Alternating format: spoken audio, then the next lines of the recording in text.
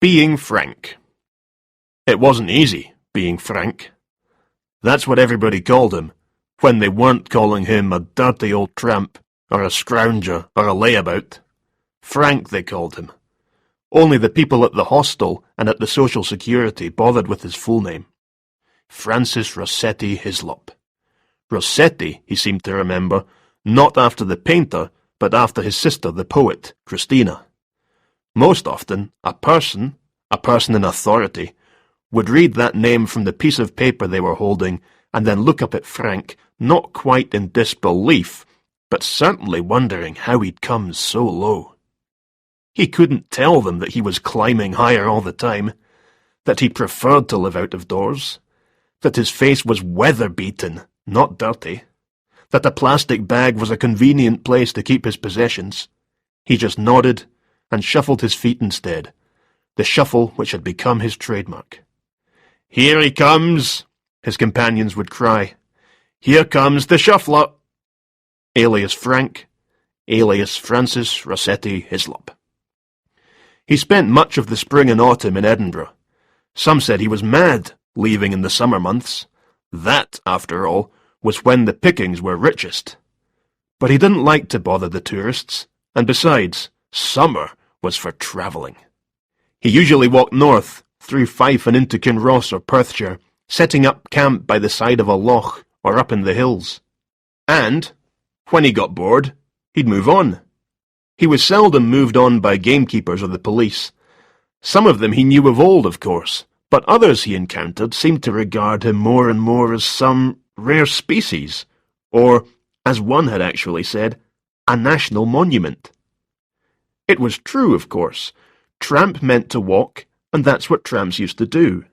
The term gentleman of the road used to be accurate, but the tramp was being replaced by the beggar, young fit men who didn't move from the city and who were unrelenting in their search for spare change. That had never been Frank's way. He had his regulars, of course, and often he only had to sit on a bench in the Meadows, a huge grassy plain bordered by tree-lined paths, and wait for the money to appear in his lap. That's where he was when he heard the two men talking. It was a bright day, a lunchtime, and there were few spaces to be had on the meagre supply of Meadows benches. Frank was sitting on one, arms folded, eyes closed, his legs stretched out in front of him with one foot crossed over the other. His 3 carrier bags were on the ground beside him, and his hat lay across his legs, not because he was hot especially, but because you never knew who might drop a coin in while you were dozing, or pretending to doze. Maybe his was the only bench free. Maybe that's why the men sat down beside him. Well, beside him was an exaggeration. They squeezed themselves onto the furthest edge of the bench, as far from him as possible. They couldn't be comfortable, squashed up like that, and the thought brought a moment's smile to Frank's face. But then they started to talk, not in a whisper, but with voices lowered. The wind, though, swept every word into Frank's right ear. He tried not to tense as he listened, but it was difficult. Tried not to move, but his nerves were jangling. "It's war," one said. "A council of war." War? He remembered reading in a newspaper recently about terrorists. Threats. A politician had said something about vigilance. Or was it vigilantes? A council of war. It sounded ominous. Maybe they were teasing him, trying to scare him from the bench so that they could have it for themselves. But he didn't think so. They were speaking in undertones they didn't think he could hear. Or maybe they simply knew that it didn't matter whether an old tramp heard them or not. Who would believe him? This was especially true in Frank's case. Frank believed that there was a worldwide conspiracy. He didn't know who was behind it, but he could see its tentacles stretching out across the globe. Everything was connected. That was the secret. Wars were connected by arms manufacturers, the same arms manufacturers who made the guns used in robberies, who made the guns used by crazy people in America when they went on the rampage in a shopping centre or hamburger restaurant. So already you had a connection between hamburgers and dictators. Start from there, and the thing just grew and grew. And because Frank had worked this out, he wondered from time to time if they were after him. The dictators, the arms industry, or maybe even the people who made the buns for the hamburger chains. Because he knew. He wasn't crazy. He was sure of that. If I was, he told one of his regulars, I wouldn't wonder if I was or not, would I? And she'd nodded, agreeing with him. She was a student at the university. A lot of students became regulars.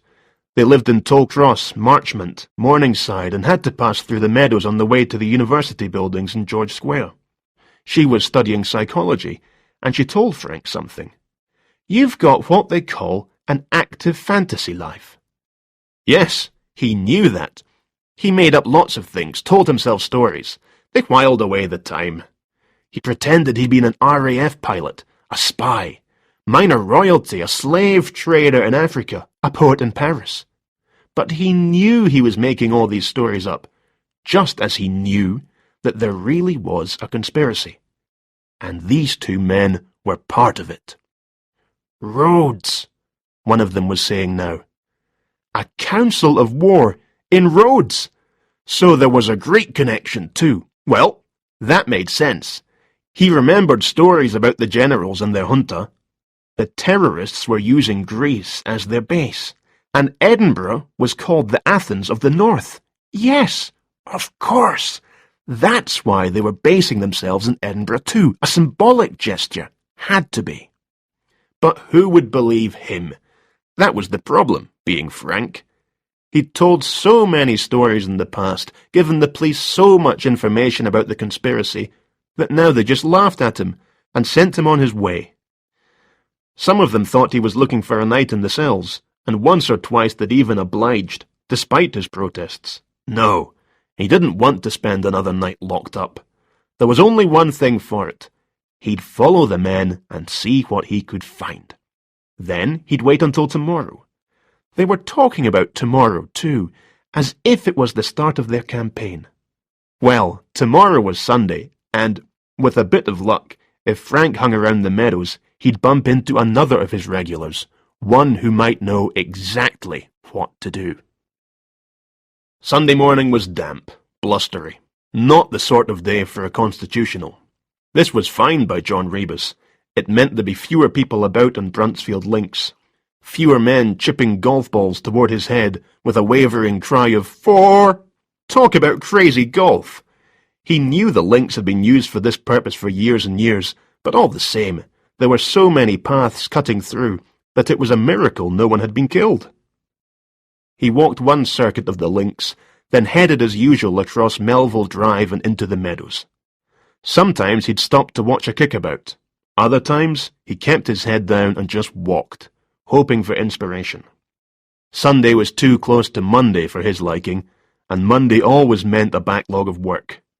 Thinking about it never did any good, of course, but he found himself thinking of little else. "Mr. Rebus!" But then, the Meadows offered other distractions too. "Mr. Rebus!" "Hello, Frank." "Sit yourself down." Rebus lowered himself onto the bench. "You look excited about something." Frank nodded briskly. Though he was seated, he shuffled his feet on the earth, making little dance movements. Then he looked around him, as though seeking interlopers. "Oh no," thought Rebus. "Here we go again." "War," Frank whispered. "I heard 2 men talking about it." Rebus sighed. Talking to Frank was like reading one of the Sunday rags, except sometimes the stories he told were more believable. Today didn't sound like one of those days. "Talking about war? Which war?" "Terrorism, Mr. Rebus. Has to be. They've had a council of war. At Rhodes. That's in Greece." "They were Greek, were they?" Frank wrinkled his face. "I don't think so. I can give you a description of them, though. They were both wearing suits. One was short and bald, the other one was young, taller, with black hair." "You don't often see international terrorists wearing suits these days, do you?" Rebus commented. Actually, he thought to himself, that's a lie. They're becoming more smartly dressed all the time. In any case, Frank had an answer ready. Need a disguise, though, don't they? I followed them. Did you? A kickabout was starting nearby. Rebus concentrated on the kickoff. He liked Frank, but there were times they went to a bed and breakfast near the links. Did they now? Rebus nodded slowly. And they said it was starting today. Today, Mr. Rebus. They don't hang about, do they? Anything else? Frank frowned, thinking. Something about lavatories. Or laboratories. Must have been laboratories, mustn't it? And money. They talked about that. Money they needed to set it up. That's about it. Well, thanks for letting me know, Frank. I'll keep my ears open, see if I can hear any whispers. But listen, don't go following people in future. It could be dangerous, understand? Frank appeared to consider this. I see what you mean, he said at last. But I'm tougher than I look, Mr. Rebus. Rebus was standing now. Well, I'd better be getting along. He slipped his hands into his pockets. The right hand emerged again, holding a £1 note. Here you go, Frank. He began to hand the money over, then withdrew it again. Frank knew what was coming, and grinned. Just one question, Rebus said, as he always did. Where do you go in the winter? It was a question a lot of his cronies asked him. Thought you were dead, they'd say each spring as he came walking back into their lives. His reply to Rebus was the same as ever. Ah, that would be telling, Mr. Rebus. That's my secret. The money passed from one hand to the other, and Rebus sauntered off towards Jawbone Walk, kicking a stone in front of him.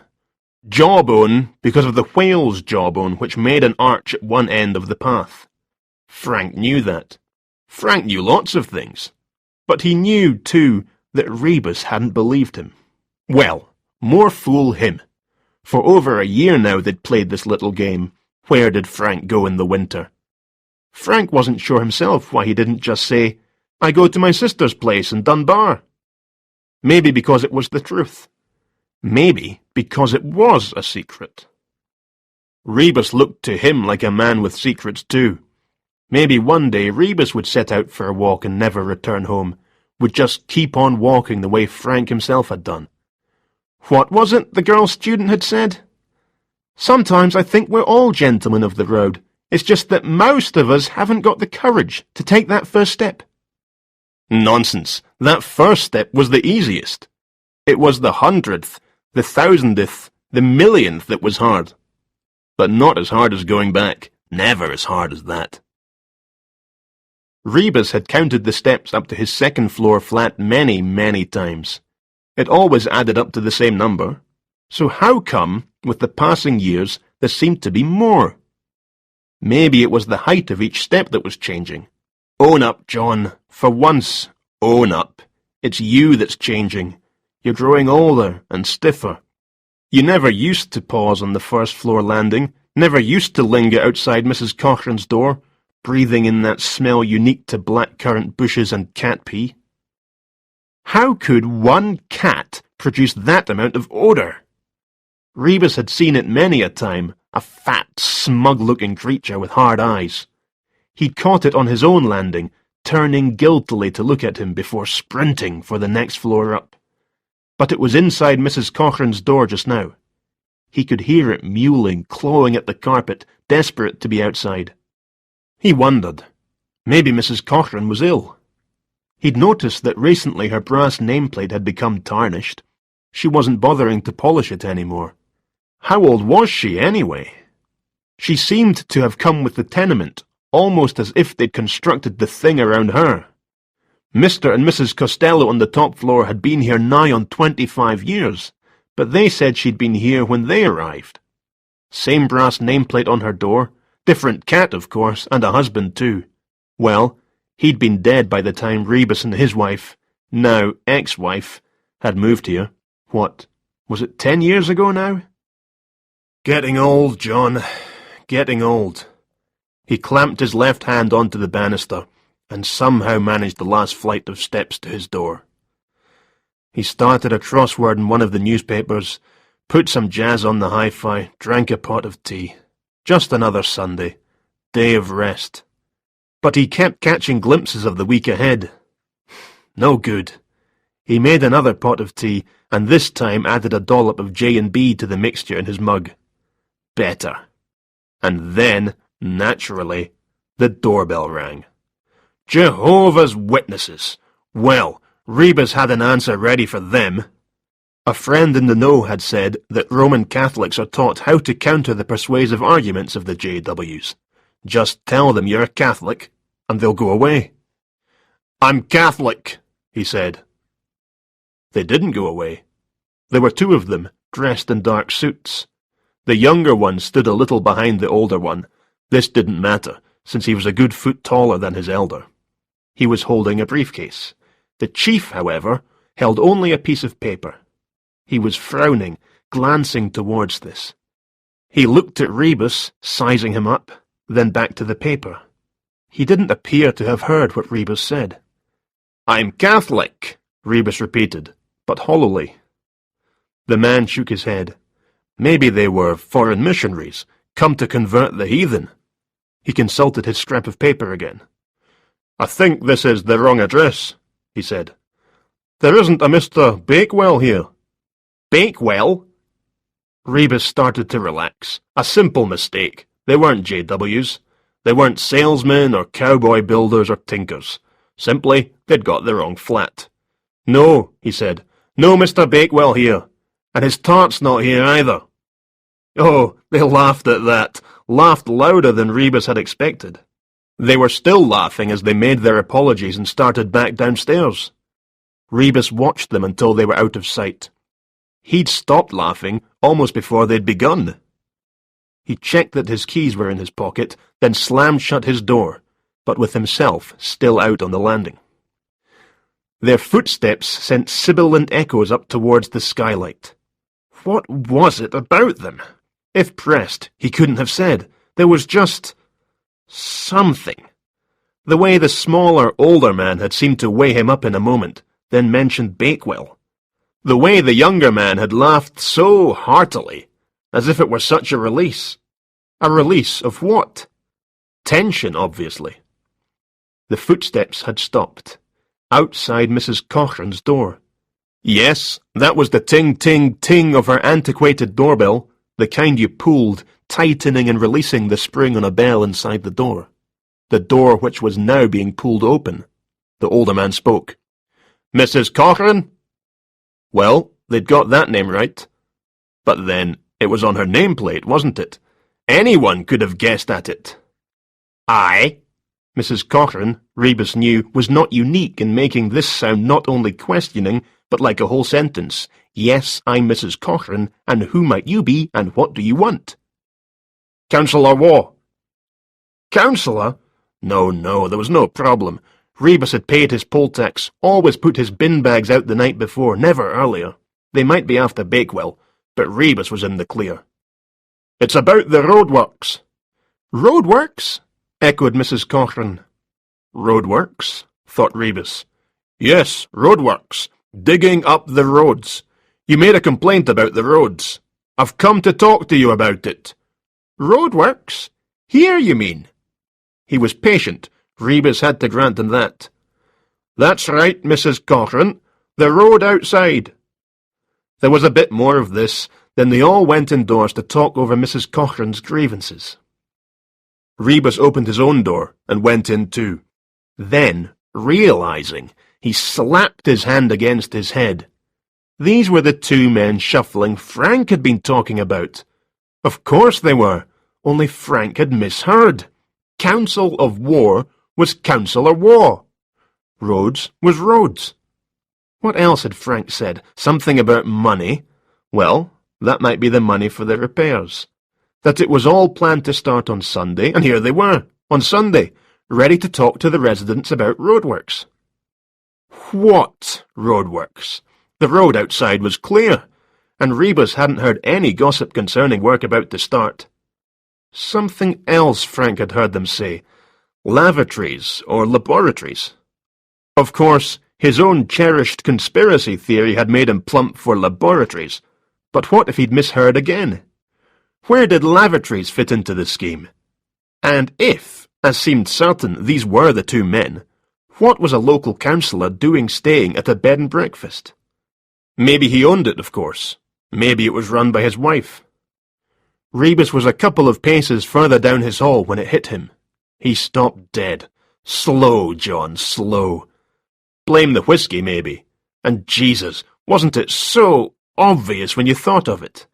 He went back to his door, opened it quietly, and slipped out onto the landing. There was no such thing as silent movement on an Edinburgh stairwell. The sound of shoe on stone, a sound like sandpaper at work, was magnified and distorted, bouncing off the walls upwards and downwards. Rebus slipped off his shoes and left them on his landing, then started downstairs. He listened outside Mrs. Cochrane's door. Muffled voices from the living room. The layout of her flat was the same as Rebus's own, a long hallway of which were half a dozen doors, the last of which, actually around a corner, led to the living room. He crouched down and pushed open the letterbox. The cat was just inside the door, and it swiped at him with its paw. He let the hinge fall back. Then he tried the door handle, which turned. The door opened. The cat swept past him and down the stairs. Rebus began to feel that the odds were going his way. The door was open just wide enough to allow him to squeeze inside. Open it an inch or two further, he knew, and it creaked with the almightiest groan. He tiptoed into the hallway. Councillor Waugh's voice boomed from the living room. "Bowel trouble! Terrible in a man so young!" Yes, he'd no doubt be explaining why his assistant was taking so long in the lavatory. That was the excuse they always made. Well, either that or a drink of water. Rebus passed the toilet. The door wasn't locked, and the tiny closet was empty. He pushed open the next door along, Mrs. Cochrane's bedroom. The young man was closing the wardrobe doors. "Well," said Rebus, "I hope you didn't think that was the toilet." The man jerked around. Rebus filled the doorway. There was no way past him. The only way to get out was to go through him. And that's what the man tried, charging at the doorway, head low. Rebus stood back a little, giving himself room and time, and brought his knee up hard, aiming for the bridge of the nose, but finding mouth instead. Well, it was an imprecise science, wasn't it? The man flew backwards like a discarded rag doll and fell onto the bed, flat out, to Rebus's satisfaction. They'd heard the noise, of course, and the councillor was already on his way, but he too would need to get past Rebus to reach the front door. He stopped short. Rebus nodded slowly. "Very wise," he said. "Your colleague's going to need some new teeth when he wakes up. I'm a police officer, by the way, and you, councillor, are under arrest." "Arresting the councillor?" This from Mrs. Cochrane, who had appeared in the hall. "He's no more a councillor than I am, Mrs. Cochrane. He's a con man. His partner's been raking through your bedroom." "What?" She went to look. "Bakewell," Rebus said, smiling. They would try the same ruse at every door where they didn't fancy their chances. Sorry, wrong address, and on to the next potential sucker, until they found someone old enough or gullible enough. Rebus was trying to remember if Mrs. Cochrane had a telephone. Yes, there was one in her living room, wasn't there? He gestured to his prisoner. "Let's go back into the living room," he said. Rebus could call the station from there. Mrs. Cochrane was back beside him. "Blood and my good quilt," she muttered. Then she saw that Rebus was in his stocking soles. "You'll get chilblains, son," she said. "Mark my words. You should take better care of yourself, living on your own like that. You need somebody to look after you. Mark my words. He told me he was a councillor. Would you credit it? And me been wanting to talk to them for ages about the dog's mess and the links." "Hello, Shuffler." "Mr. Rebus. Day off, is it? Don't usually see you around here during the week." Frank was back on his bench, a newspaper spread out on his lap. One of yesterday's papers. It contained a story about some black magic conspiracy in the United States. Wealthy people, it was reckoned, influential people, taking part in orgies and rituals. Yes, and the arms manufacturers would be there too. That's how they got to know the politicians and the bankers. It all connected. No, I'm off to work in a minute. Just thought I'd stop by. Here. He was holding out a £10 note. Frank looked at it suspiciously, moved his hand towards it, and took it. What? Didn't Rebus even want to ask him the question? You were right, Rebus was saying. What you told me about those two men, dead right. Well, nearly dead right. Keep your ears open, Frank, and in future I'll try to keep my ears open when you talk to me. And then he turned and was walking away, back across the grass towards Marchmont. Frank stared at the money. £10! Enough to finance another long walk. He needed a long walk to clear his head. Now that they'd had the Council of War at Rhodes, the laboratories would be making potions for satanic rituals. They'd put the politicians in a trance, and... No, it didn't bear thinking about. Mr. Rebus, he called. Mr. Rebus! I go to my sister's. She lives in Dunbar. That's where I go in the winter. But if the distant figure heard him, it made no sign. Just kept on walking. Frank shuffled his feet. £10 would buy a transistor radio, or a pair of shoes, a jacket, or a new hat, maybe a little camping stove. That was the problem with having money. You ended up with decisions to make. And if you bought anything, where would you put it? He'd need either to ditch something or to start on another carrier bag. That was the problem, being Frank.